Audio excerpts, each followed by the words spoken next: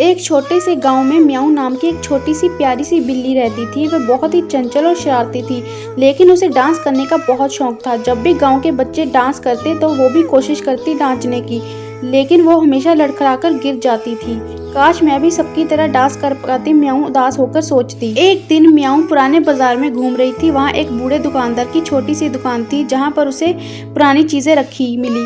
म्याऊ की नजर एक छोटे से डिब्बे पर पड़ी, जिसमें चमकते हुए नन्हे नन्हे जूते थे, जो किसी बिल्ली के पंजों के लिए बिल्कुल सही थे। क्या मैं इन्हें पहन सकती हूँ? म्याऊ ने उत्सुकता से दुकानदार से पूछा। बूढ़े दुकानदार ने मुस्कुराकर कहा, जरूर, लेकिन याद रखना, इन जूतों का जादू तभी तक काम करेगा जब तक तुम्हारे दिल में सच्ची खुशी होगी। म्याऊ ने जैसे ही जूते पहने, अचानक उसके पंजे खुद ब खुद थिरकने लगे। उसके शरीर में अजीब सी हलचल हुई और वह बहुत खूबसूरती से डांस करने लगी।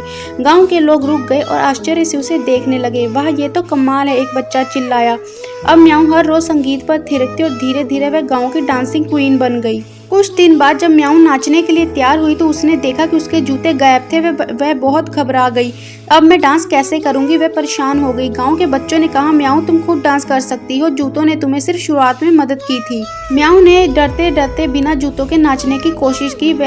पहले वह थोड़ी हिचकिचाई, लेकिन फिर उसने अपने दिल की सुनी और संगीत के साथ बहने लगी। अचानक उसे एहसास हुआ उसे सच में डांस करना आ गया था। गांव के लोगों ने तालियां बजाई और बूढ़े दुकानदार ने दूर से मुस्कुराते हुए कहा, सच्ची ताकत हमेशा तुम्हारे अंदर ही होती है। अब म्याऊ को किसी जादू की जरूरत नहीं थी। वह अपनी मेहनत और आत्मविश्वास से सबसे बेहतरीन डांसर बन गई। गाँव में जब भी संगीत बजता, सब जानते थे कि डांसिंग क्वीन म्याऊ जरूर थिरकेगी। सच्चा जादू हमेशा विश्वास से होता है।